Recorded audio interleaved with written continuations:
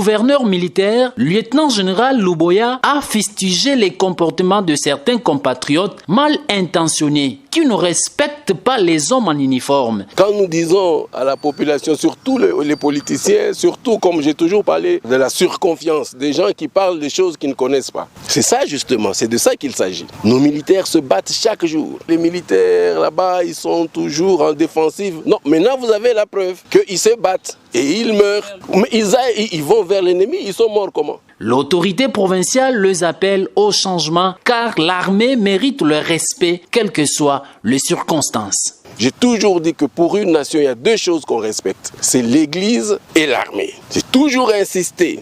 Un appel faisant suite à la publication d'une vidéo devenue virale sur les réseaux sociaux montrant les corps de militaires tombés sur le champ d'honneur à Botoka, village situé à environ 40 km de Loloa, en territoire de Mambasa. On peut avoir, n'est-ce pas, un militaire peut-être indiscipliné qui prend ce genre de vidéos et qui balance.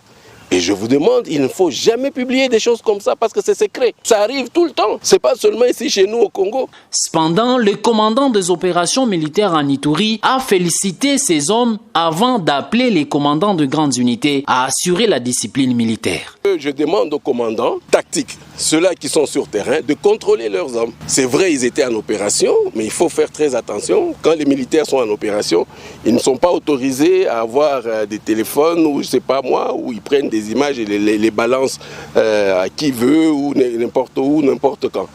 Rappelons que lors de cette offensive, 4 éléments de l'armée ont payé de leur vie pour la défense du territoire national.